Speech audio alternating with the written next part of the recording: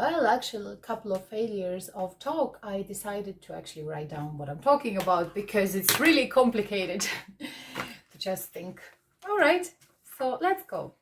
It doesn't matter how long you've been on keto. It doesn't matter that you just try it. It doesn't matter that you stay there like me for 2 years, taking it easy and just, losing weight slowly. It has to be slow because you're doing the whole life change for a while. You need to get used to it physically and mentally, and give your body space to get used to it. If you're interested about keto diet and you think that it might help you, as it helps loads of people all over the world, please check any pages that are talking about keto diet. What we're going to be talking about today is how to get off keto diet. Reach your keto goals, and you're thinking like, how to get off carbs now, because for last while you've been taught that carbohydrates are a bad thing for your body. And I know how you feel, because I was there exactly, and I had that fear, and I know that it's scary to even think about gaining weight, that it took you so long to lose. So let's talk about it. So I was always a person that knew once I lose the weight that I wanted to get off keto diet. I love sugar, I admit that. And I knew that one day I will want to eat all of my foods, and I grew up on homemade vegetables and fruits. It's hard to convince me not to eat fruits. Let's talk about getting off it. Step number 1, start upping your carbs by 5 each week. I know this sounds like, wow, why 5 only? It's gonna take ages. But think about it. You spent last while being on a keto diet. What's the cost if you have to take a time upping carbs? You're still gonna be eating more carbohydrates that you're eating in the moment. And in fairness, it's already a goal itself, isn't it? So let's start with that. Upping the carbs to 50 is your first step. So this week you started with 25, let's say, which is 5 more than you would eat on the strict 20 grams of keto. And you're wondering, what should I add in those 5? Nothing. You would just up the grams of the food that you're already eating. So let's say if you're eating 100 grams of tomatoes today for your dinner, you're going to be eating 150. Why? Why I cannot start to eat all of the vegetables straight away? Because the key is that you want to start slowly with everything. So what I would recommend to you, once you keep up to 30 grams of carbohydrates, stick with the foods that you're already eating. And then once you go over 30 grams, start incorporating vegetables and fruits that are actually around that range, that they don't take your whole day of eating carbs, because that's also something that you don't want you to. You don't want to be cut of those. You don't want to be eating only cheese all day and then eat a pineapple, which I would do because I love pineapple. Let's talk about it.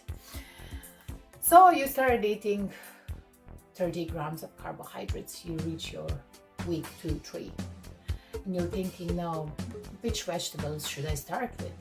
And that's a good question. You shouldn't start with rice and potatoes, and we're going to talk about that later. But let's focus on what you should start eating. What I would recommend you is to start eating carrots if you didn't up to now. To eat small amounts of carrots on your side of your green leafy vegetables. To start eating peas, beans, and sweet corn. That's what I started with. And to be honest with you, for weeks I was eating only that as a new eating part of my diet. And when it comes to fruits, as far as I remember, I started eating more strawberries, more berries in general in the beginning, and then I started eating apples, because apples are not high in carbohydrates as much as bananas are, or grapes. But then you have, for example, peaches, watermelon. If it's season of watermelon, definitely go for it, because watermelon is good and refreshing, and it's mostly water as well.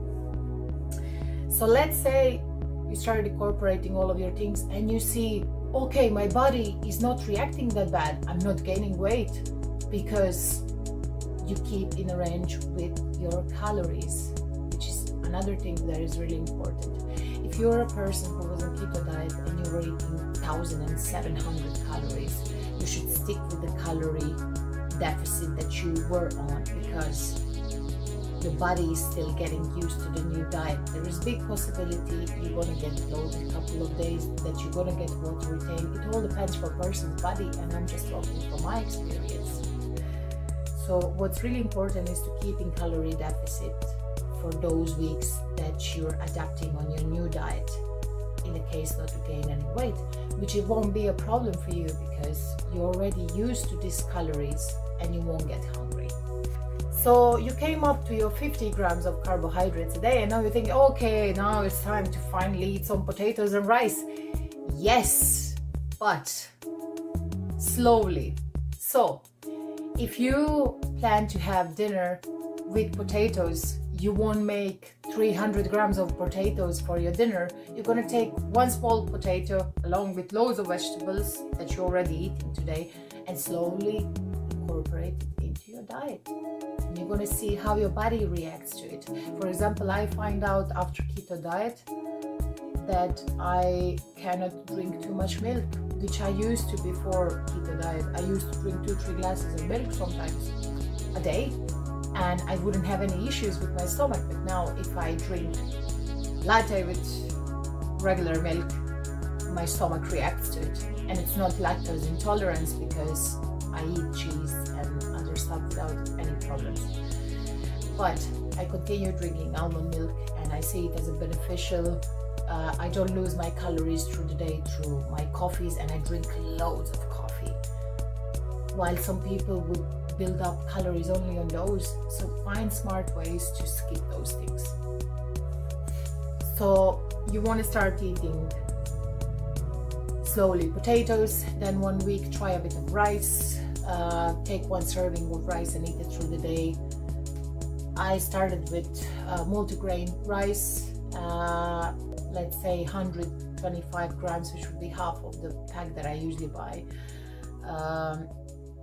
125 cooked rice, and add some easy vegetables into it and meats. Make sure that you take your protein. And then once you see that you're stabilizing with those 50 grams, which could be weeks because everybody's body is different. For me, it took a couple of weeks, not too long. Let's say it took me a month to get used to this 50 grams a week. And then I sat down and I was like, okay, so I reached these 50 grams, but I'm still doing the low carb kind of a thing. You know, I want to eat carbs again. I want to be able to eat all of the things. And then you need to find your own way.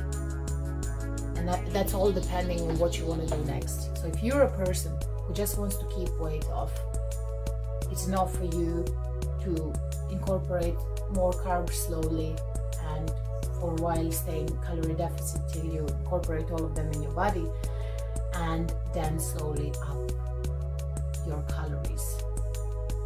But if you're a person who wants to continue being healthy like I want to, and you want to start getting some muscle, because from my personal experience, when I lost weight and I lost 27 kg on keto diet, and I lost all of that weight, I was like a jelly bean.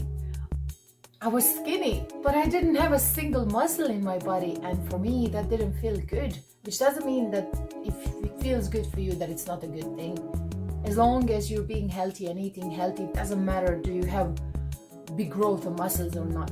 It's your own personal choice.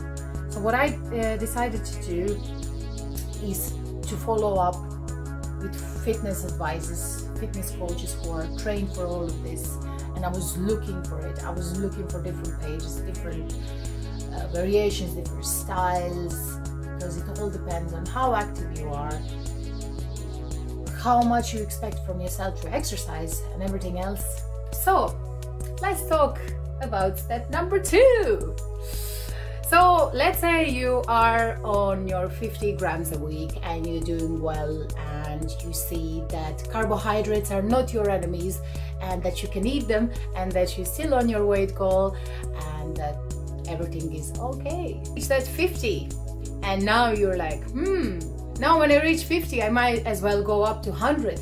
Well, now we're talking about more complex thing here, because once you reach 50 grams of carbohydrates a day, you're still kind of in